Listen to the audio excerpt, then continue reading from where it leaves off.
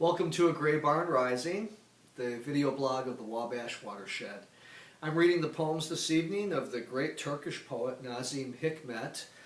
And Nazim Hikmet was born in 1902. He left the body in 1963. He lived a very difficult life because he spent years in a Turkish prison for his political beliefs, which were communist. And he endured a lot of hardship. Many poets tried to get him out of prison. They petitioned, Pablo Neruda among them.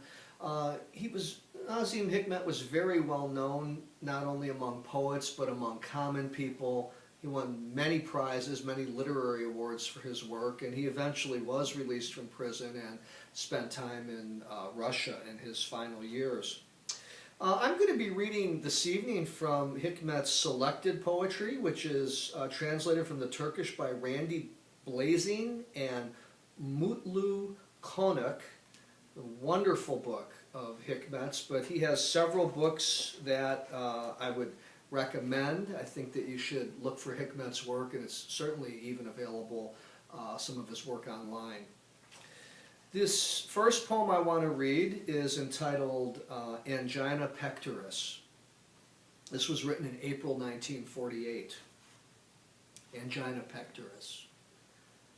If half my heart is here, doctor, the other half is in China, with the army flowing toward the Yellow River.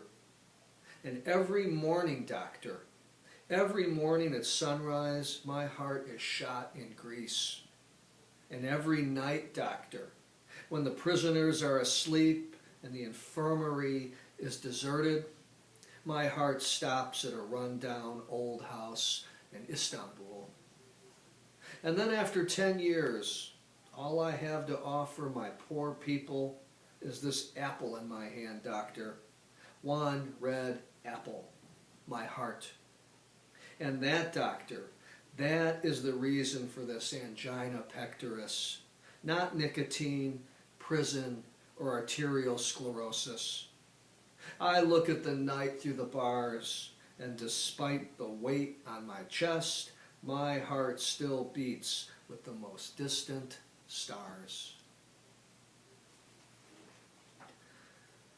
Hikmet was a poet of the people, and his language can be very childlike at times.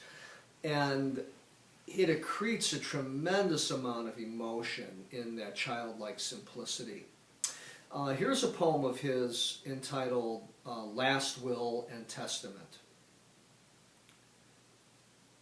Comrades, actually let me see when this poem was written. This was written in a Moscow hospital in 1953.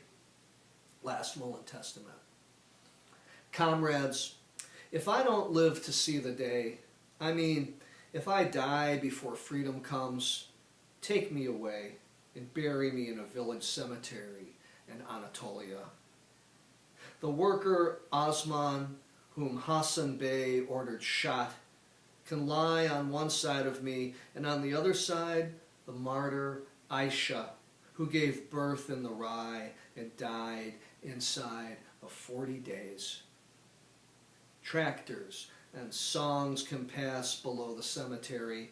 In the dawn light, new people, the smell of burnt gasoline, fields held in common, water in the canals, no drought or fear of the police. Of course, we won't hear those songs. The dead lie stretched out underground and rot like black branches, deaf, dumb, and blind under the earth. But I sang those songs before they were written. I smelled the burnt gasoline before the blueprints for the tractors were drawn.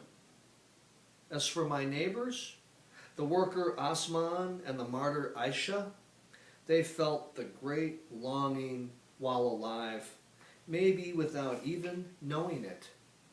Comrades, if I die before that day, I mean, and it's looking more and more likely, bury me in a village cemetery in Anatolia. And if there's one handy, a plane tree could stand at my head, I wouldn't need a stone or anything.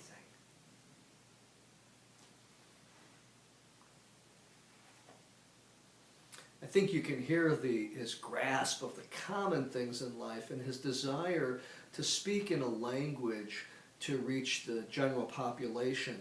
And yet his poems really don't move on low levels. They have this great velocity and transcendence of spirit, and it's not as if the poems are somehow dumbed down by using common details. They gain a great velocity and a great abundance with that accretion of imagery.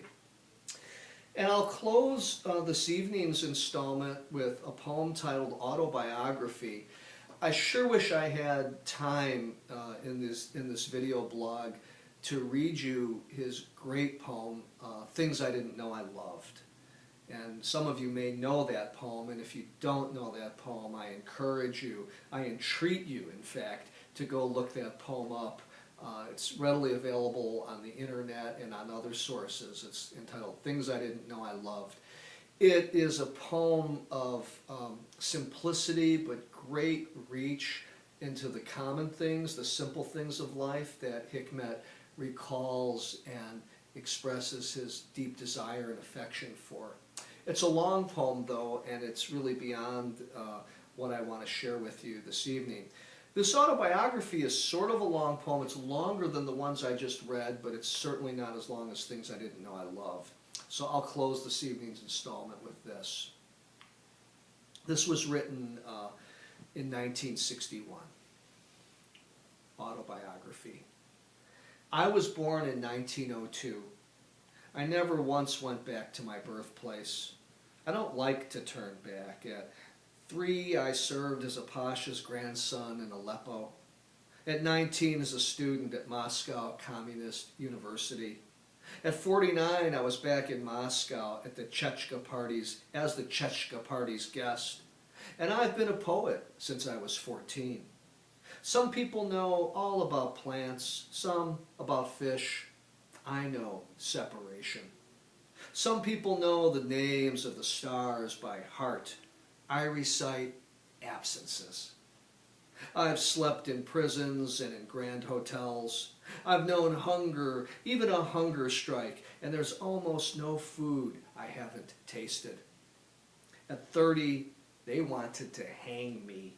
At 48, to give me the Peace Prize, which they did. At 36, I covered 4 square meters of concrete in half a year. At 59, I flew from Prague to Havana in 18 hours. I never saw Lenin. I stood watch at his coffin in 24. In 61, the tomb I visit is his books.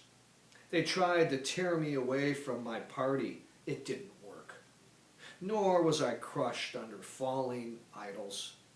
In 51, I sailed with a young friend into the teeth of death. In 52, I spent 4 months flat on my back with a broken heart, waiting to die. I was jealous of the women I loved. I didn't envy Charlie Chaplin one bit. I deceived my women. I never talked behind my friends' backs. I drank, but not every day. I earned my bread money, honestly. What happiness! Out of embarrassment for others, I lied. I lied so as not to hurt someone else, but I also lied for no reason at all. I've ridden in trains, planes, and cars. Most people don't get the chance. I went to the opera. Most people haven't even heard of the opera. And since 21, I haven't gone to the places most people visit. Mosques, churches, temples, synagogues, sorcerers. But I've had my coffee grounds read. My writings are published in 30 or 40 languages.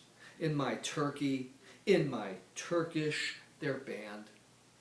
Cancer hasn't caught up with me yet, and nothing says it will. I'll never be a prime minister or anything like that. And I wouldn't want such a life. Nor did I go to war. or burrow in bomb shelters in the bottom of the night. And I never had to take to the road under diving planes, but I fell in love at almost 60. In short, comrades, even if today in Berlin I'm croaking of grief, I can say I've lived like a human being. And who knows how much longer I'll live? What else will happen to me? Isn't that a delightful poem? Well, there's Bootsy. Bootsy was lying on the floor during Nazim Hikmet, and I'm glad that she stepped up and you could at least get a glance at her during this installment.